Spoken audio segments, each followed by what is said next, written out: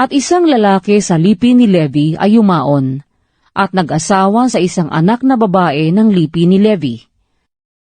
At ang babae ay naglihi, at nanganak ng isang lalaki, at nang kanyang makita na maganda, ay kanyang itinagong 3 buwan. At nang hindi na niya maitatagong malaon, ay ikinuha niya ng isang takbang yantok, at pinahiran niya ng betun at ng sahing, at kanyang isinilid ang bata roon, at inilagay sa katalahiban sa tabi ng ilog. At tumayo sa malayo ang kanyang kapatid na babae, upang maalaman ang mangyayari sa bata. At ang anak na babae ni Faraon ay lumusong upang maligo sa ilog, at nagsipaglakad ang kanyang mga abay sa tabi ng ilog, at kanyang nakita ang takba sa katalahiban, at ipinakuha sa kanyang abay. At kanyang binuksan, at nakita niya ang bata, at narito, ang sanggol ay umiyak, at kanyang kinaawaan at sinabi, ito'y isa sa mga anak ng mga Ebreo.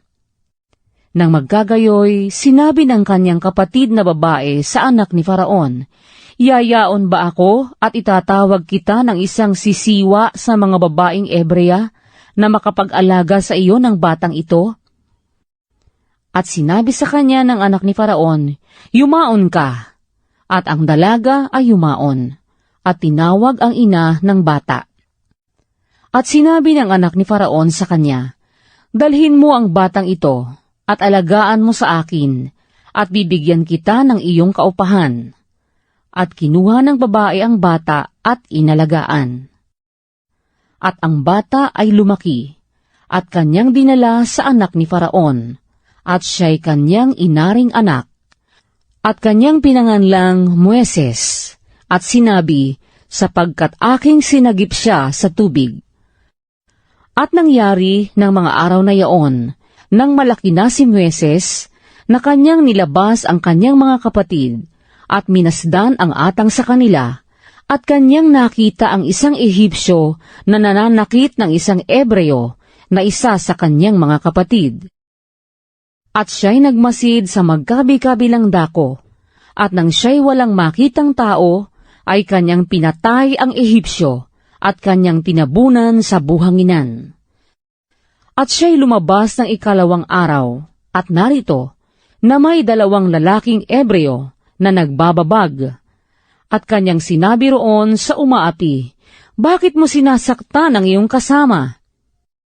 At sinabi niya, sinong naglagay sa iyong pangulo at hukom sa amin?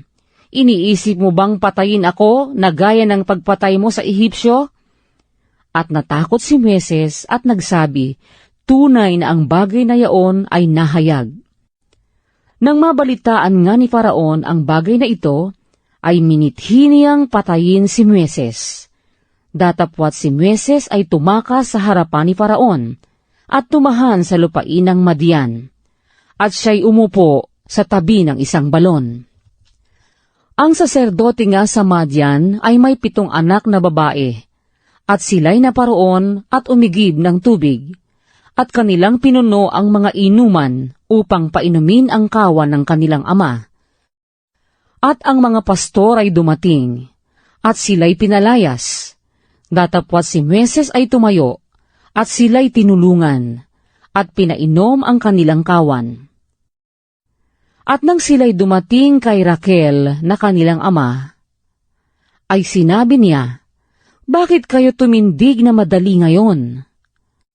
At kanilang sinabi, ipinagsanggalang kami ng isang Ehipsyo sa kamay ng mga pastor, at saka iniigib pa niya kami ng tubig, at pinainom ang kawan.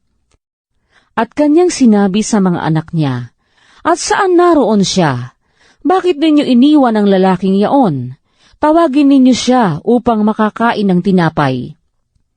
At si Moises ay natuwa na makisuno sa lalaking yaon, at kanyang pinapag-asawa kay Moises si Sephora na kaniyang anak. At nanganak ng isang lalaki, at kanyang pinanganlan ng Gersom, sapagkat kanyang sinabi, ako'y nakipamayan sa ibang bayan. At nangyari, Pagkaraan ng maraming araw na ang hari sa Ehipto ay namatay, at ang mga anak ni Israel ay nagbuntong hininga dahil sa pagkaalipin, at sila'y dumaing at ang kanilang daing ay umabot sa Diyos dahil sa pagkaalipin. At dininig ng Diyos ang kanilang hibik, at naalaala ng Diyos ang kanyang tipan kay Abraham, kay Isaac at kay Jacob. At nilingap ng Diyos ang mga anak ni Israel, at sila'y kinilala ng Diyos.